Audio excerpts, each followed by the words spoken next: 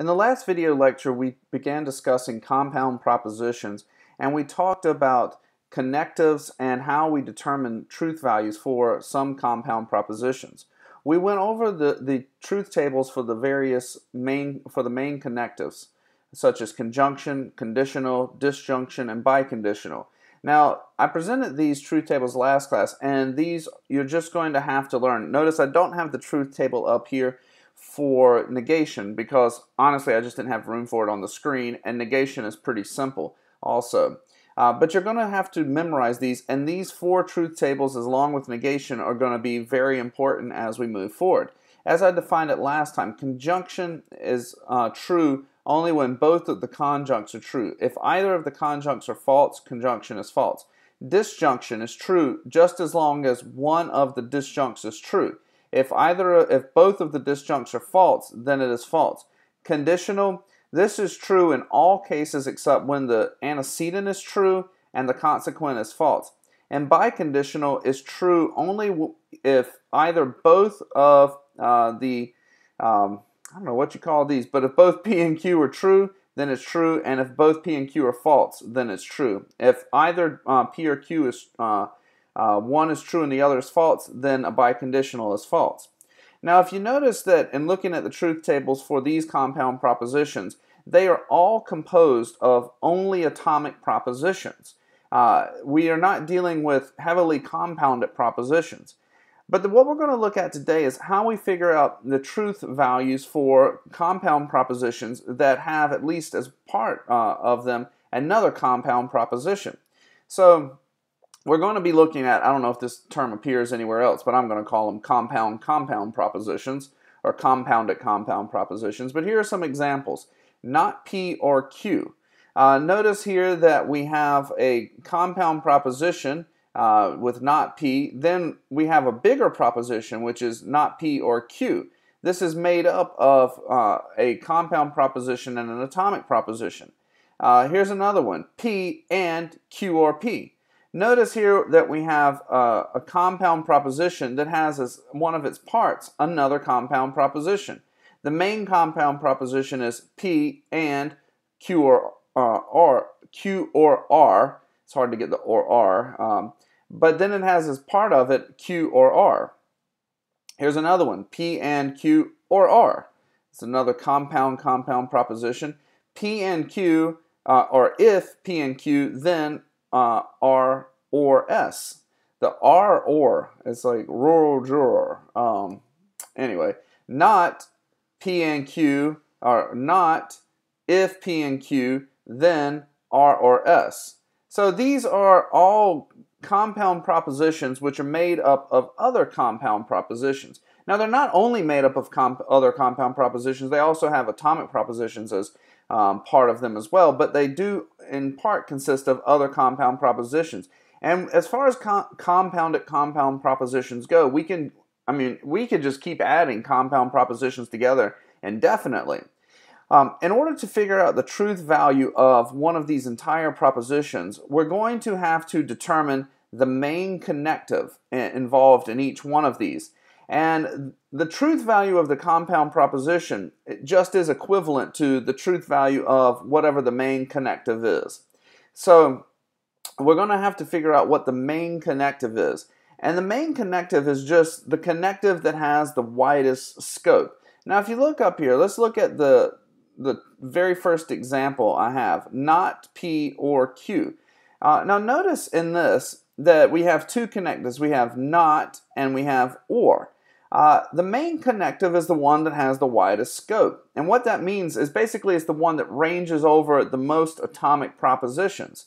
So if not P, notice that not is only latching on or attaching to the atomic proposition P, whereas the disjunctive or is ranging over both P, or actually I should say not P, is ranging over that and Q. So this one right here, that's supposed to be pointing to the disjunction, has the widest scope because it's attaching to or it's ranging over the most different variables. And for that reason, that's the main connective. So if you're saying, what's the truth status or what's the truth value of not P or Q? we're going to have to ultimately figure out this connective right here. That is what it's going to tell us the truth value of the entire proposition. Look down here at the second one, and let's look at the connectives. We have and, we also have or. Which one is the main connective? Well, it's the one that ranges over the most atomic propositions. So if we look right here, the disjunction is ranging over Q, and it's also ranging over R. It's only, saying something about those. And the parentheses they restrict what it is going to range over. So this one is ranging over 2, but notice and. This is ranging over P. It's also ranging over Q or R. So this right here, the and, has the widest scope. And for that reason, it's the main connective. Let's move along. Same thing can be said down here, is that and is only ranging over P and it's ranging over Q, whereas or is ranging over R. It's also ranging over P and Q. Come down another one. See if you can figure out for a second. Just take a second and see if you can figure out what the main connective of this proposition is. Pause the video lecture if you need to. Alright, well, hopefully you can see that the parentheses right here, these are restricting the scope of and.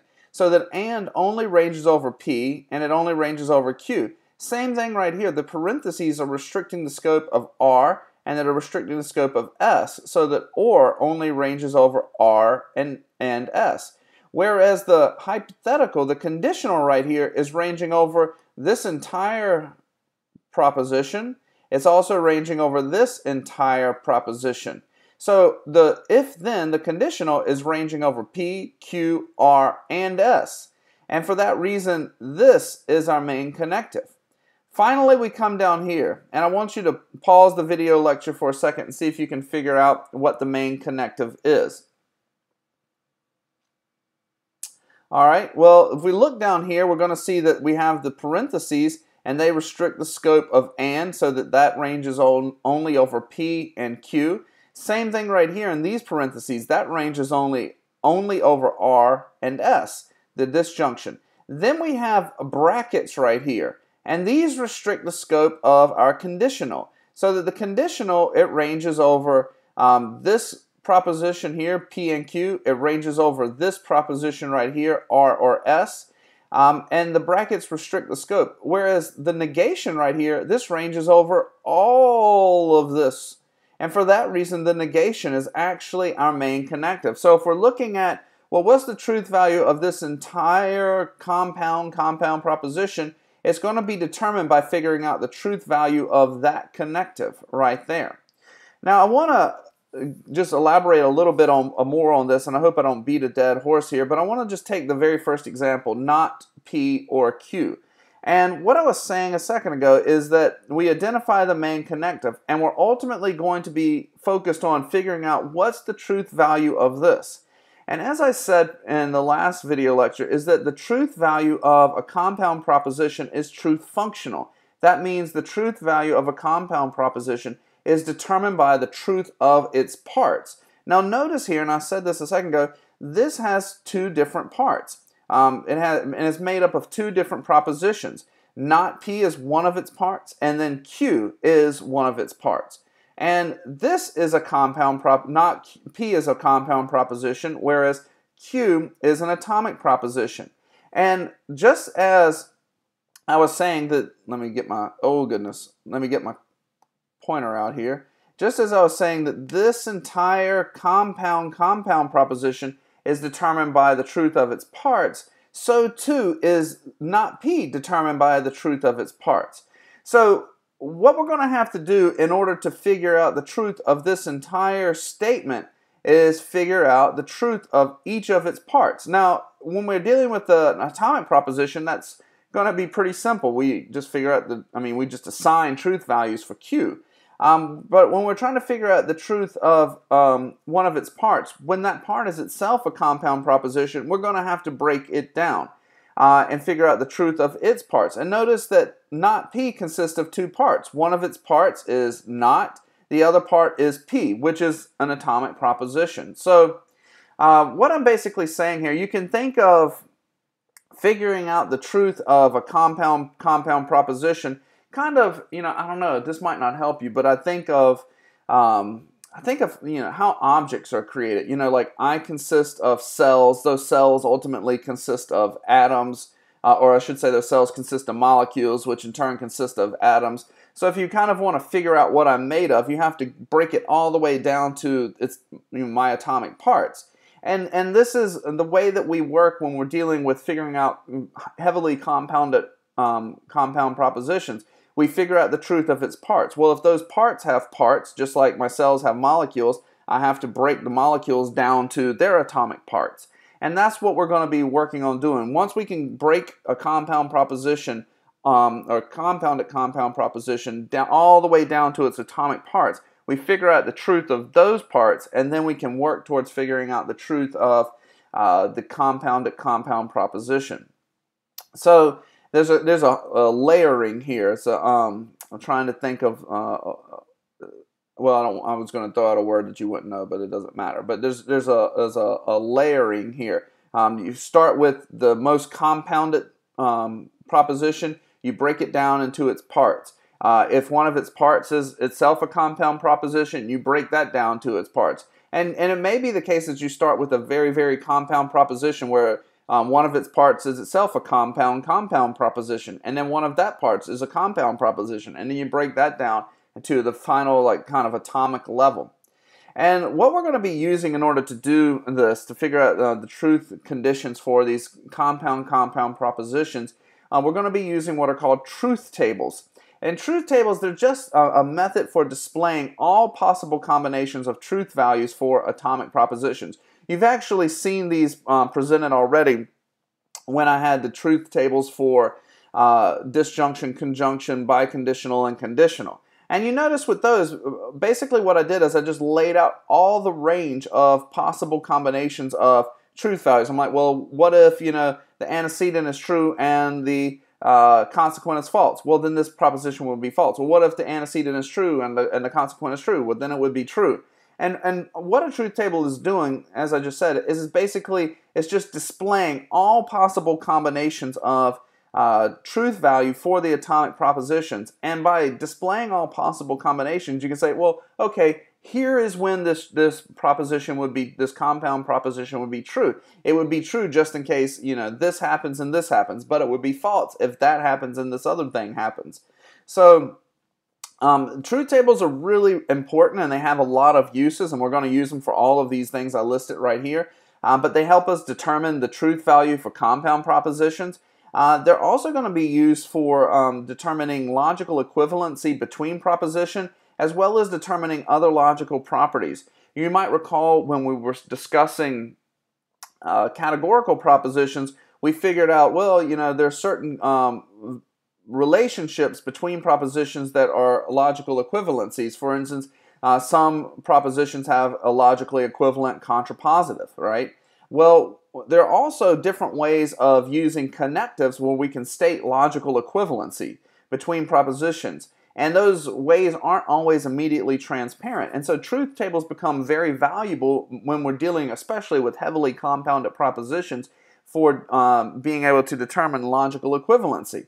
Also, when we're dealing with arguments that involve very compound propositions, truth tables are very vital for helping us determine validity of propositional arguments. So we're going to use them for all of these uses here. Now, there are going to be 3 steps that we use when we're trying to construct a truth table. And the first thing we're going to have to do is calculate the number of different rows that we need in our truth table. You might recall some of the earlier truth tables I presented with the biconditional, the conditional, the disjunction. They all had a certain number of rows.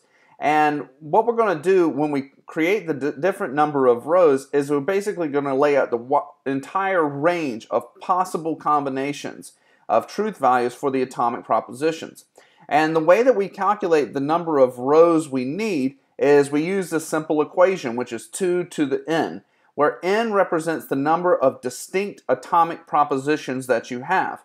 I know some of you are like, oh my God, I didn't know there was going to be math, but this is really basic. 2 to the n, where n is the number of distinct atomic propositions. Now, why do we use the 2? Well, because we use 2 because we have two truth values, true and false. And what we're trying to do is figure out all the different possible combinations. You might recall that, let's say when I presented the conditional, or not conditional, let's go with conjunction. I gave you 4 different possible combinations. The first conjunct could have been true and the second one could have been true. The first conjunct could have been true and the second one false. The first one could have been false and the second one true. And both of them could have been false. So there were 4 possible scenarios that we had. So if we're calculating the number of distinct rows, we just count up. How many different atomic propositions do we have? If you had an a compound proposition that was like P or Q, then you have 2 different atomic propositions. So you just say 2 to the power of 2, which would give you 4. So we'd have 4 different rows. If, let's say, you had P, Q, and R in your compound proposition, then you have 3 different atomic propositions. So you say 2 to the power of 3. 2 times 2 times 2 equals 8. So you'd have 8 different rows. And if you had 4, you'd have 16 different rows. If you had 5, you'd have 32 different rows. So I don't think I'm going to give you any for homework that are going to have that many rows, because I think once I, by accident, gave students an assignment that had like 64 different rows, and that was, yeah, they really liked that. So I don't want to. If you can do a truth table that has 8 rows, you can do one that has 800. So it just become tedious after a certain point. But we have to calculate the number of different rows because they provide the full range of truth combinations for the atomic propositions. Secondly, we just write in the truth value for all the atomic propositions, and I'll show you how to do that in a second. And then third, we assign truth value to all the connectives. We begin with the connectives that have the least scope, and then we work to connectives that have broader and broader scope until ultimately we arrive at the main connective, which has the broadest scope. And you'll see, and I'll show you this in a second, by doing this, then we can see all the conditions and scenarios under which the compound proposition would end up being true. So let's do an exercise or two, and you'll see what I'm talking about here. But we begin with this compound proposition, not P or Q. And as I've already said, our main connective is OR. But what we have to do first is, we're going to write up a truth table, is calculate the number of rows. And so in order to do that, we need to figure out, well, how many distinct atomic propositions do we have? And we have 2. We have P and we have Q. P represents an atomic proposition, Q represents one. So we raise 2 to the power of 2, and we're going to end up having 4 distinct rows. And once we do that, sorry, I'll click too quickly, then we have to create a chart and write in all the various truth values for P and Q. Now, as far as writing these truth values in, I'm going to share with you how we do this. And the way I do it is a little bit different from the way the book does it, but only very small and minor detail. But here's what our chart is going to look like. And my chart is different from the book because the book doesn't have, oh, good gracious, the book doesn't have this part right here in it. I include this right here for reasons that I'll share with you later. Well, it helps us keep straight how we lay out the truth value for things, the truth and the atomic propositions over here. The way the book does it is basically it gets rid of all of this over here, and these 2 columns, it doesn't have those at all, and it just states the compound proposition right here. When you get better at doing this and it becomes more familiar to you, you can do that. You won't need to include these 2 columns right here, but for right now we are. And it'll be apparent why we do that. So what I have here is what we're going to do is we're going to list all the truth values for P and Q, and then we're going to transfer those over here. And then you notice there's a column here for not, and there's a column here for or. And I'll just walk through this and hopefully it'll make sense. But once we've figured out the number of rows we have, we're going to have 1, 2, 3, 4 rows. And we have a column to represent each of the atomic propositions. Here's a column for this atomic proposition, a column for this, and a column for each of the connectives. Now, we want to figure out all the possible combination of truth values for P and Q. And like I said, the two columns right here on the left-hand side, these are just a way of arranging and keeping straight the truth value for the atomic propositions. And you notice we have 4 columns, right? What we do is we have 4 columns, and the way that we figure out all the possible ranges of truth combinations is we take whatever number of we have 4 rows. We take whatever the total of that is, which in this case is 4, and then we start right here on the first column we have, and we do half true and half false. So it's going to be, if it'll change screens here, it's going to be true, true, false, false. We just do half true and half false. And then what we do is we come to our second atomic proposition, and we do half of the true here and half of the false here. So since we did 2 trues and 2 falses, we'll do half true and half false. We'll go true, false, true, false. So notice, I might not have explained this well, but what we do is we figure out the total number of rows we have. In this case, is 4, and we'll go in the first column. We're going to go half true and half false. Then we come to the second column we have, and we do half of whatever we did in the first column. So since we did 2, we did true, true, false, false. We'll go true, false, true, false. If this had been, the first column had been, let's say 3, well, that wouldn't work. If it had been 4 trues and then 4 falses, when we came to the second column, since it was 4 trues and then 4 falses, we do 2 true, 2 false, 2 true, 2 false, until we filled up the entire column. I'll give you an example of that in a second. But notice, and here's what I want to share with you right now, that these 2 columns, these represent all the possible combinations of P and Q.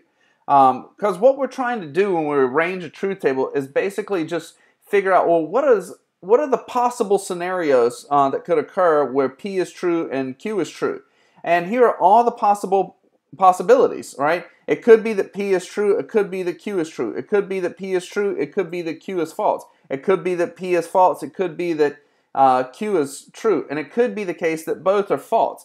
And what we want to do is figure out, well, under which of these scenarios would this entire proposition, when would this be true? Is it going to be true if P is true and Q is true? Is it going to be true if both are false? When would this thing be true?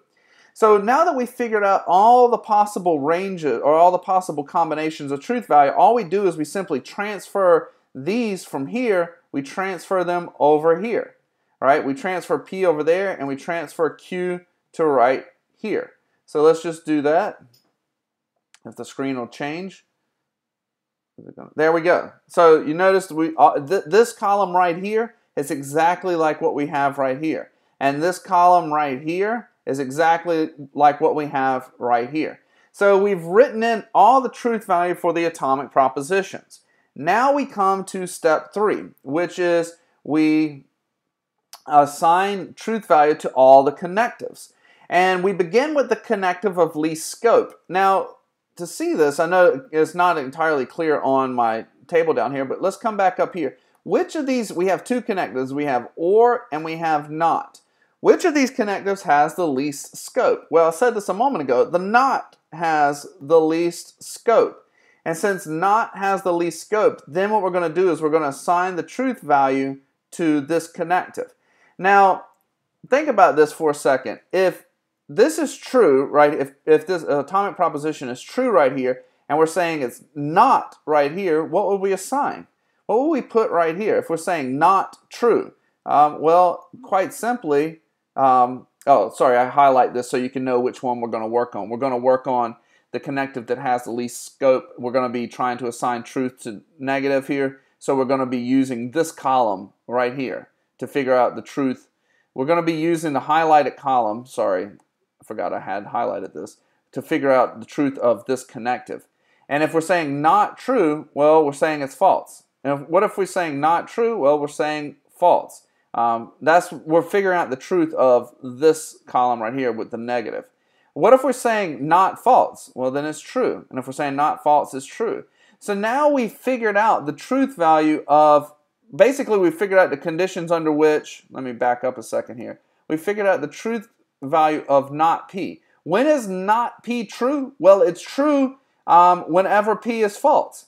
And it's false whenever P is true. That's when not P is true, which is kind of obvious if you stop and think about it.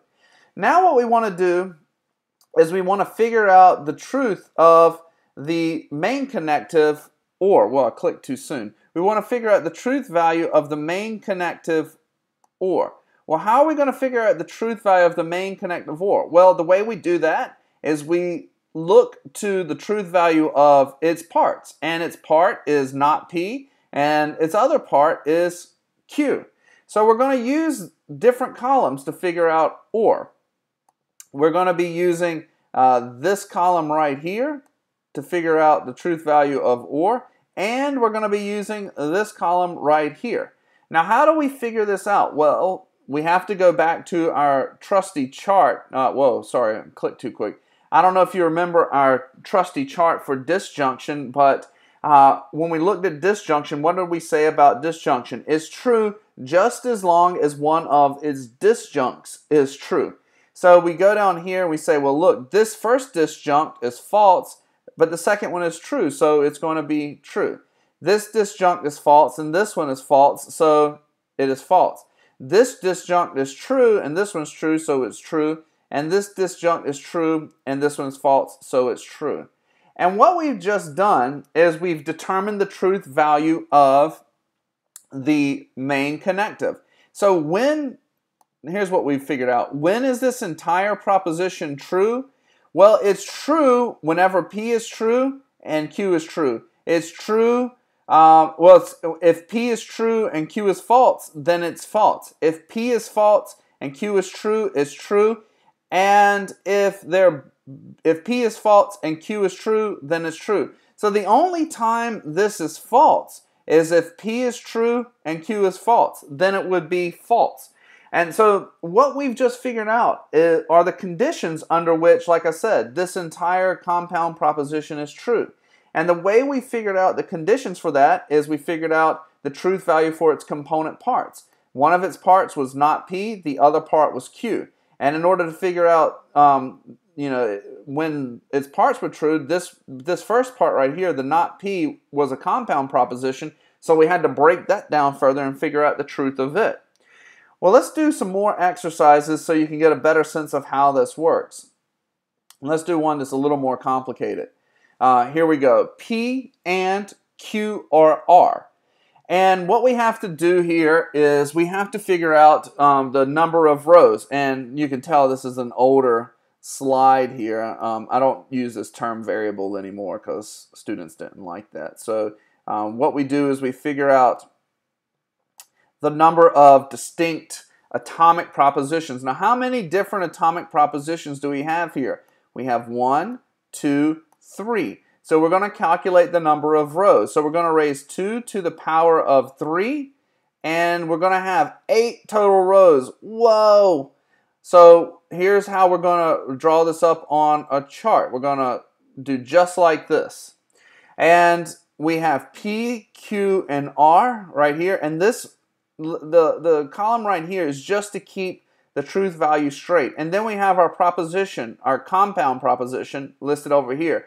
Notice we have a column for each of the different atomic propositions. We have a column for P, a column for Q, and a column for R.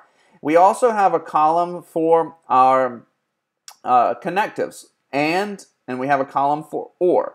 And so then we have to figure out and write in the truth value for all the atomic propositions. We had to figure out the entire range of combinations here. Now we have 8 rows. 1, 2, 3, 4, 5, 6, 7, 8.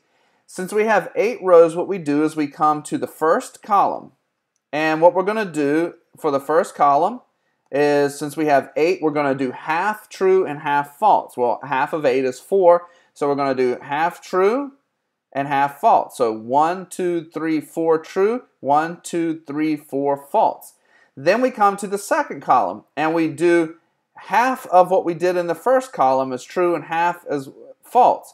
So since we did 4 true right here, we're going to do 2 true, 2 false. See, true, true, false, false, true, true, false, false. And again, the reason we did that is because for a true here, whoa, it didn't go down far enough. For a true here, since it's 4 here, then it's going to be 2 true here, 2 false. 2 true, 2 false. All right?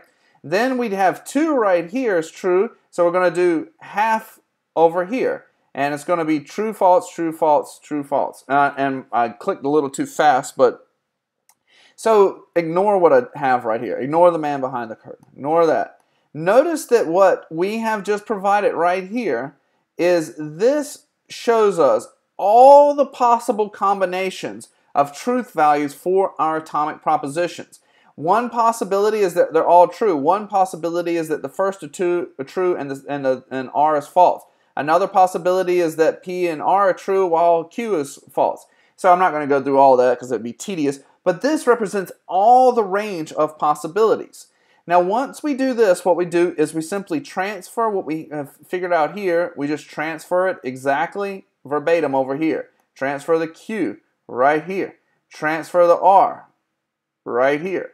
So that's what we do. And notice I've already started to do that. True, true, true, true, true, false, false, false, false, false. And we can do the same for Q if it'll come up, and we do the same for R. All I did is transfer those. Now that we've done that, what we do next is we have to assign truth value to all the connectives. And we start with the connective with the least scope. So let's look back to our compound proposition at the top. We have 2 connectives. We have and we have or.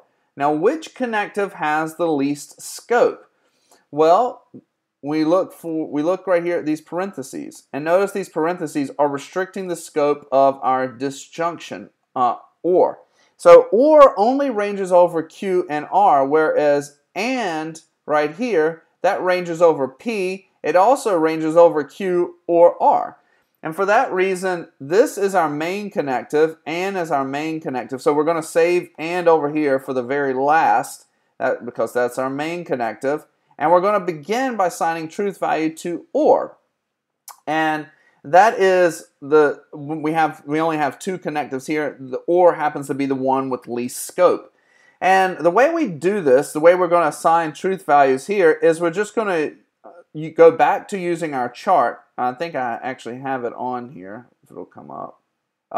We're going to go back to using our chart, and we're going to look at these 2 columns right here. We're going to look at this column here. I don't need to draw the arrows here because I do have them highlighted. And this column here. And we're going to use these truth values to figure out the truth value of this connective. Now you might be wondering, well, how do we do that? I've already done this, but I think I did manage to write a slide for this or repeat it. And we're going to use this chart right here. We're going to use this chart right here to figure out the truth values. Whenever you have a disjunction, remember, as long as one of the disjuncts is true, then the entire disjunction is true. So with that in mind, we come back here. This disjunct is true and this one's true, so this is true. This disjunct is true and this one's false, is true. False and true, true. False and false, false. True and true, true. True and false, true. False and true, true. False and false, false. So by using these 2 columns right here, we were able to figure out the truth value of this disjunction. Now, once we figured that out, we're going to come and figure out the truth value of the main connective. And remember, we're trying to figure out the truth value of this entire proposition. And in order to do that, we have to figure out the truth value of the conjuncts. Now, I might not have been clear about this, but what are the conjuncts of this entire proposition? Well, one of the conjuncts is P. The other conjunct is Q or R. So what we're going to do in order to figure out the truth value of the main connective is we're going to use the truth value of this column right here, P, and we're going to use the truth value of or. All right? So let me go ahead and highlight those columns if I can. And we're going to use the truth value of these 2 columns in order to figure out the truth value of the main connective. Now, hopefully you remember, but when we're dealing with conjunction, both conjuncts have to be true. in order for it to be true. If one of the conjuncts is false, then the entire proposition is false. So we have here P is true and or is true. So this is going to be true. True and true, it's going to be true. True and true, it's going to be true.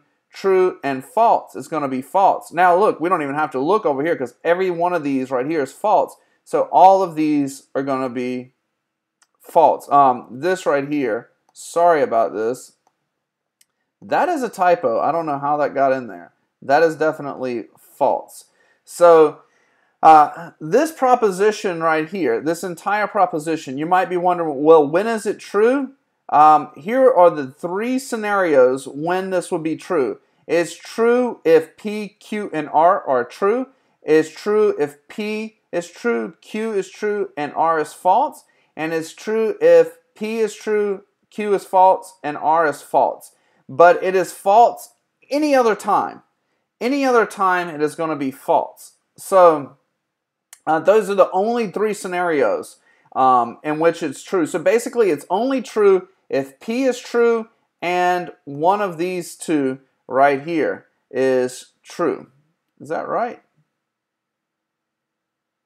Yeah, so yeah, exactly right. This has to be true and one of these has to be true. Any other time it's not going to be true. So, sorry, I just had to take a second look at that and make sure. So that's, you might be wondering why in the world are we doing these truth tables, but this is part of the reason why. So it's like, when in the hell would this proposition be true? Well, the only time it's going to be true is if the first conjunct P is true and one of the other propositions is true. That's the only time it would be true. Well, we're going to do one last one, and then I'm going to turn you guys... Man, this is so embarrassing. No, that's false. I'm going to do one more, and then I'm going to turn you guys loose and have you do some homework. But one final one. So, first thing we have to do is we have to calculate the distinct number of atomic propositions in order to, calculate the number of rows that we're going to have in our truth table. And in order to do that, we have to look at the distinct number, determine the distinct number of atomic propositions. Now, how many different atomic propositions do we have in this compound proposition right here? Well, you might think, well, look, we got 1, 2, 3, but that's not the case, and not here. Actually, we only have 2. We have P and we have Q. It just happens to be the case that P is repeated twice. So we don't do 2 to the power of 3. We do 2 to the power of 2. And we're only actually, despite the fact that we have 2 instances of P, we only have 2 different atomic propositions. We have P and we have Q. It just happens to be that one of those is repeated. So here we're just going to raise 2 to the power of 2 to calculate our number of rows. And we're only going to end up having 4 total rows. And here's what we're going to do right here. Here's how our chart is going to look. And this is actually going to help explain why I have you guys do this right here. You're going to see why we do it in just a second. But notice we have a column for each atomic proposition, P. We have a column for P right here. We have a column for Q. We also have a column for our connectives. Okay? Now what we want to do is write in the truth value for all the atomic propositions. And we have 4 different rows. So what do we do in the first column? We do half true and half false. So let's just do that. Half true, half false. Since we had 2 true and then 2 false, we do 1 true, 1 false, 1 true, 1 false. So this gives us the different possible combinations, all the possible combinations for truth values for P and Q. Now what we do is we transfer these right here, we transfer them over here. And this is why I have you guys do these 2 columns right here, is to kind of keep things straight. Because we're going to transfer this column right here to right here. We're also going to transfer it right here. And then we're going to, once we do that, we'll transfer the other ones, So we transfer this column right here to here. Then we're going to transfer it also over here. All right, and see, you notice that this one, true, true, false, false, true, true, false, false. Then we transfer Q all the way to the right-hand side. Now that we've done that, we've set in place, or we've determined the truth value for all the different atomic propositions. What we're going to do next is we're going to determine the truth value of the connectives. And again, we're going to start with the connectives of least scope. So which connective has least scope up here? Well, we look right here, and or this ranges over P and Q right here in this compound proposition. And then we have the conditional right here. But notice the conditional ranges over this proposition. It also ranges over this compound proposition. So the conditional is our main connective. This is our main connective right here. And we're going to begin by assigning the truth value to or. Now notice that we have our conditional, we have our antecedent right here. Our antecedent is P. Our consequent is actually P or Q. That is our consequent. Our consequent is this compound proposition right here. So we're going to begin with this. And we're going to use these two columns in order to figure out when this disjunction is true. And this is, again, you have to consult the truth tables I laid out for you earlier, those four for conditional, conjunction, disjunction, and biconditional.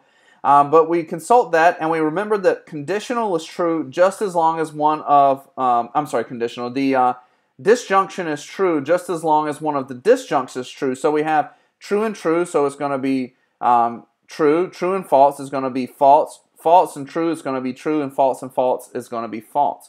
And then we come to our conditional. And to figure out the main connective, we're going to figure out the main connective. We're going to use the truth value of its antecedent, which is P, and the truth value of its consequent, which is this entire compound proposition.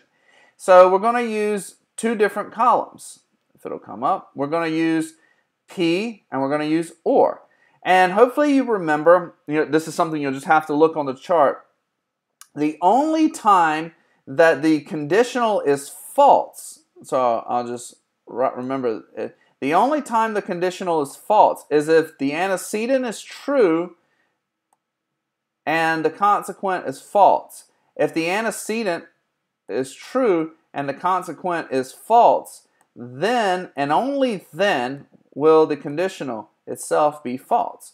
So let's look down here. If the antecedent is true, the consequent is true, it's going to be true. The antecedent is true, the consequent is true, it's going to be true. The antecedent is false, the consequent is true, it's going to be true.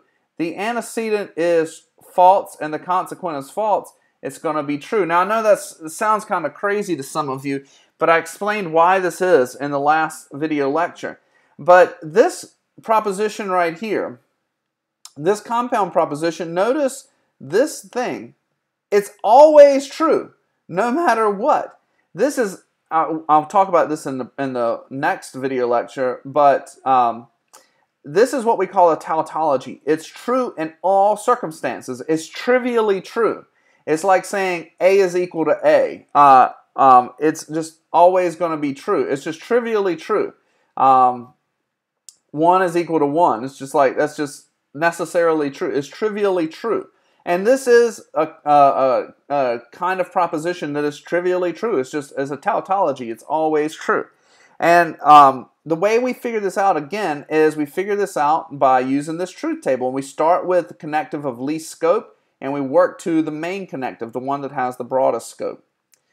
Well, hopefully you're getting some sense of how this goes. You're going to have some homework on this. It's going to be on page 287. You're going to have to do problems 1 through 8 and construct truth tables for these.